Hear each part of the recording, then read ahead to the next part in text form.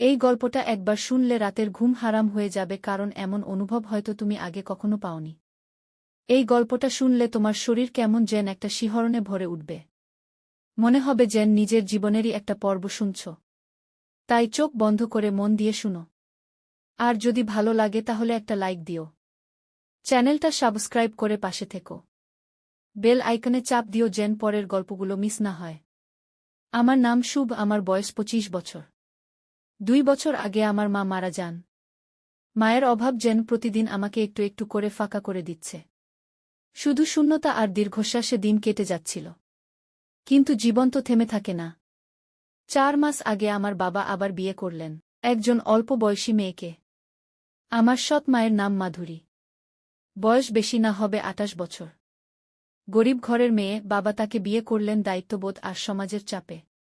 যেদিন মাধুরী আমাদের ঘরে এলেন সেই প্রথম দিনেই আমি থমকে যাই। সাদা শাড়ি পরা এক শান্ত মুখের মেয়ে, তার মৃদু হাসি আর গভীর চোখ আমার বুকের ভেতর কেমন জেন করে তুলল।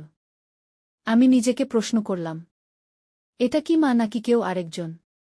তার উপস্থিতি যেন আমাদের ঘরের পরিবেশটাই বদলে দিল। একদিন বাবা বাড়িতে ছিলেন না। আমি বসেছিলাম আর মাধুরী রান্নাঘরে চা বানাচ্ছিলেন। হঠাৎ হেসে বললেন, তুমি কি আমাকে ভয় পাও শুভ? আমি চমকে তাকিয়ে দেখি তার চোখে এক অদ্ভুত কোমলতা। রান্নাঘরের গরমে ঘামে ভেজা তার শরীর। সাদা শাড়ি একটু সরে গেছে। আমি চোখ ফেরাতে পারলাম না। ভিতরে ভিতরে এক অচেনা অনুভূতি। জানি এটা ঠিক না, কিন্তু শরীর তো আর নিয়ম মানে না। মনের গভীর থেকে কেমন একটা টান টান লাগছিল, যার ব্যাখ্যা আমি নিজেও খুঁজে পাচ্ছিলাম না। মাধুরীর বলা কথাটা আমাকে থামিয়ে দিল। তুমি কি আমাকে ভয় পাও শুভ? এই প্রশ্নে একটা অদ্ভুত নরম সুর ছিল। আমি তাকিয়েছিলাম তার চোখের দিকে। সেই চোখে ছিল না কোনো অভিযোগ, ছিল একরাশ কোমলতা, একরাশ বিশ্বাস। রান্নাঘরের বাতাস ছিল গরম। তার সাদা শাড়ি ঘামে ভিজে গিয়েছিল। আমার দৃষ্টি আটকে গেল যেন। তার গায়ে আলো পড়ে এমন এক দৃশ্য তৈরি করল যেটা চোখ ফিরিয়ে নেওয়া কঠিন। আমি জানি এটা ঠিক না, তবুও সেই মুহূর্তে আমি স্বাভাবিক থাকতে পারছিলাম না। তার দৃষ্টির মধ্যে যেন একটা টান ছিল, একটা ডাক ছিল। সে বলল, তুমি আমার আপন তো? এই ছোট্ট কথাটার ভেতর ছিল হাজারটা না বলা কথা। আমি কিছুই বললাম না, শুধু তাকিয়েছিলাম তার দিকে।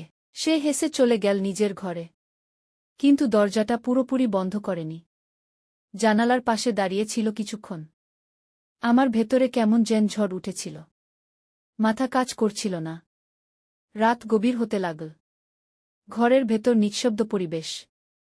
আমি বিছানায় শুয়ে থাকলেও মনে হচ্ছিল যেন মাধুরীর পাশে বসে আছি। তার গন্ধ যেন আমার ঘরে ছড়িয়ে পড়েছে। একটা টান আমি অনুভব করছিলাম, যেটা আর অস্বীকার করা যাচ্ছিল না। রাত তখন প্রায় 12টা বাজে। বাড়ির চারপাশ একদম নিস্তব্ধ, আমি ঘুমাতে পারছিলাম না। বিছানা ছেড়ে উঠে এলাম বারান্দায়। হালকা হাওয়া বইছে। চাঁদের আলো চারপাশ ভেসে যাচ্ছে। হঠাৎ দেখি মাধুরী বারান্দার এক কোণায় দাঁড়িয়ে আছে। তার দিকে পেছন থেকে তাকাতেই কেমন একটা অনুভূতি হচ্ছিল। সে ধীরে ঘুরে তাকাল। চোখে ক্লান্তি নেই, বরং এক ধরনের প্রশান্তি। সে বলল, শুভ, তুমি এখনো ঘুমাওনি? আমি মাথা নেড়ে জানালাম না। সে বলল, মাঝে মাঝে মন চায় নিজের সঙ্গে একা থাকতে। তুমি কি কখনো এই অনুভূতিটা পাও না? আমি কিছু বলিনি, শুধু তাকিয়েছিলাম তার চোখে। সে তখন বলল, তোমার চোখ অনেক কথা বলে শুভ। তুমি অনেক কিছু ভাবো কিন্তু বলো না। আমি একটু ঘাবড়ে গিয়েছিলাম, তবুও চুপ থাকলাম। সে একপাশে সরে দাঁড়াল। বলল, চলো ভেতরে যাও, ঠান্ডা লেগে যাবে। ভেতরে ঢুকে সে হালকা আলো জ্বালাল। তার শাড়ি ঢিলেঢালা ছিল, আর সেই আলোর ভেতর শরীরের রেখাগুলো স্পষ্ট হয়ে যাচ্ছিল। আমি জানতাম এখানে দাঁড়িয়ে থাকাটা ঠিক না, তবুও আমি সরতে পারছিলাম না। সেই মুহূর্তটা একরকম ঘোরের মতো ছিল। ঘরের ভেতর একদম নিঃশব্দ। মাধুরী ধীরে ধীরে এগিয়ে এল টেবিলের দিকে। চুলগুলো এলোমেলো ছিল। আমি দাঁড়িয়েছিলাম দরজার কাছে। সে একবারও রাগ দেখাল না, বরং তার মুখে ছিল এক ধরনের মায়া। সে বলল, শুভ, তুমি এখনো এখানে? আমার চোখে চোখ পড়তেই সে বলল, ভয় পেও না। তুমি যদি কিছু মনে না করো তাহলে কিছু বলবো না। আমি ভিতরে ঢুকে এক পাশে বসে পড়লাম। সে চুপচাপ চায়ের কাপ সামনে রাখল। ঘরের বাতাসে হালকা লেবুর গন্ধ, তার চুল থেকে যেন ভেসে আসছিল একটা শান্ত ঘ্রাণ। আমরা অনেকক্ষণ চুপ ছিলাম। তবে কথা না বলেও যেন অনেক কিছু বলে দেওয়া হয়েছিল। মনে হচ্ছিল শব্দের প্রয়োজন নেই। আমরা একে অপরের মন বুঝতে পারছিলাম। মাধুরী একসময় উঠে গেল নিজের বিছানা। আমি কিছুক্ষণ বসে থেকে ফিরে এলাম নিজের ঘরে। কিন্তু সেই রাত আর আগের মতো ছিল না। আমার ভিতরে অনেক কিছু বদলে গিয়েছিল। একটা অস্বীকার করা অনুভূতি চেপে বসেছিল। এই সম্পর্কটার কোনো নাম ছিল না। তবুও মনে হচ্ছিল কোথাও কিছু জেগে উঠেছে, যা একদিন না একদিন মুখ বের করবেই। পরদিন সকাল ছিল অন্যরকম। চোখ খুলতেই দেখি মাধুরী রান্নাঘরে কাজ করছে। তার চোখে মুখে কোনো অস্বস্তি নেই। সব কিছু যেন স্বাভাবিক। সে হাসি মুখে বলল, ঘুম ভালো হয়েছে শুভ। আমি চমকে গেলাম। কেমন করে সে এতটা স্বাভাবিক থাকে? সে টেবিলে নাশতা দিল। আমি বসে পড়লাম। আমরা দুইজনই চুপচাপ খাচ্ছি। কথা বলছি না। তবে মাঝে মাঝে চোখে চোখ পড়ছে। আর সেই চোখের ভাষা অনেক কিছু বলে দিচ্ছে। মনে হচ্ছিল আমরা যেন চুপচাপ মিলেমিশে যাচ্ছি। সন্ধ্যায় আমি ছাদে একা বসেছিলাম। আকাশের দিকে তাকিয়েছিলাম। হঠাৎ পেছনে মাধুরীর পায়ের শব্দ। সে পাশে এসে বসে বলল, শুভ, তুমি কি আজ অন্যরকম কিছু অনুভব করছ? আমি কিছু বলতে পারছিলাম না। সে বলল, আমি জানি তুমি অনেক কিছু ভাবছ। তবে আমি কখনো তোমার মায়ের জায়গা নিতে আসিনি। মানুষ তো অনুভব আটকাতে পারে না।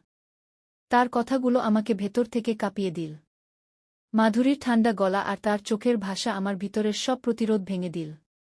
তবুও আমি কিছু বললাম না। কারণ এই চুপচাপ অবস্থার মাঝেই ছিল সবচেয়ে সত্য অনুভব। রাত বাড়তে থাকে। বাড়ির সব ঘর নিস্তব্ধ। আমি বিছানায় শুয়ে আছি। কিন্তু মাথায় শুধু মাধুরীর কথাগুলো ঘুরছে। সে বলেছিল, মানুষ তো অনুভব আটকাতে পারে না। এই কথাটার মধ্যে কতটা গভীরতা ছিল আমি তখন বুঝে উঠতে পারছিলাম না। আমি ভাবছিলাম, আমি কি কিছু ভুল করে ফেলছি? নাকি এটাই স্বাভাবিক? মানুষের ভেতরে তো অনেক কিছু জমে থাকে। সময়, সুযোগ আর পরিবেশ একসাথে মিললে সব কিছু যেন পাথরের মতো গলে যায়। ঘুম আসছিল না। আমি উঠে বারান্দায় এলাম। হালকা বাতাস। তারপর হঠাৎ মাধুরীর ঘরের জানালায় আলো জ্বলতে দেখলাম। তার ছায়া পড়ছে জানালার পর্দায়। আমি চুপচাপ তাকিয়ে রইলাম। তারপর জানালা খুলে গেল। মাধুরী চুপচাপ দাঁড়িয়ে তাকাল। একটু অবাক হল সে আমায় দেখে। বলল, শুভ, আবার না ঘুমিয়ে এখানে? আমি মাথা নিচু করে থাকলাম। সে বলল, এসো ভেতরে বসো, একটু কথা বলি। আমি কিছু না বলেই গেলাম। তার ঘরের আলো হালকা। ঘরের বাতাসে একটা মিষ্টি গন্ধ। সে এক গ্লাস পানি এগিয়ে দিল। তার চোখে কোনো সংকোচ নেই। বরং চোখে চোখ পড়তেই একটা অভ্যস্ততা যেন তৈরি হয়ে গেছে। সে বলল, তোমার চোখে আমি যা দেখি সেটা অনেক গভীর। তোমার মনে কি আছে সেটা আমি পড়তে পারি শুভ। মাধুরীর সামনে বসে আমি বোকার মতো তাকিয়েছিলাম। তার চোখে ছিল অদ্ভুত এক আশ্বাস। সে বলল, তুমি কি কখনো কাউকে খুব কাছ থেকে চেয়েছ? তুমি কি জানো কারো উপস্থিতি এত বেশি তীব্র হতে পারে যে মন শরীর সব কিছু দুর্বল হয়ে পড়ে? আমি কিছু বললাম না। সে হাত বাড়িয়ে আমার হাত ধরল। হাতটা গরম ছিল, কোমল ছিল। কিন্তু তাতে ছিল এক ধরনের স্পর্শ যেটা শব্দে বোঝানো যায় না। আমি তাকিয়েছিলাম তার চোখে। সে বলল, আমি জানি এই সম্পর্কটাকে কেউ মেনে নেবে না। তবুও সব কিছু কি সমাজ দেখে হয় শুভ? সব কিছু কি নিয়মে চলে? আমরা কি মনকে আটকে রাখতে পারি সবসময়? তার কণ্ঠে কাঁপন ছিল না। বরং ছিল একরকম স্বীকারোক্তির আত্মবিশ্বাস। আমার গলা শুকিয়ে যাচ্ছিল। কিন্তু তার হাত ছাড়াতে ইচ্ছা করছিল না। আমরা অনেকক্ষণ চুপ করে বসে রইলাম। রাত গভীর হতে লাগল। ঘড়ির কাঁটা যেন থেমে গেছে। বাইরের হাওয়ায় একটা অজানা সুর। আমার মাথায় যেন একটা ঘোর। মাধুরীর স্পর্শ আমার চেতনা গিলে নিচ্ছিল। তবুও আমি নিজেকে আটকাতে পারছিলাম না। রাত কেটে গেল। আমি নিজের ঘরে ফিরে আসলেও ঘুমাতে পারিনি। মাথা ভরে ছিল মাধুরীর ছোঁয়া, তার কথা, তার দৃষ্টি। ভোরের আলো জানালা দিয়ে ঢুকছিল। আমি বারান্দায় এলাম। দেখি মাধুরী বাগানে গাছের পানি দিচ্ছে। সে একবার আমার দিকে তাকিয়ে হালকা হাসি দিল। সেই হাসি অন্যরকম। সেই হাসি যেন একটা গোপন চুক্তির ইঙ্গিত।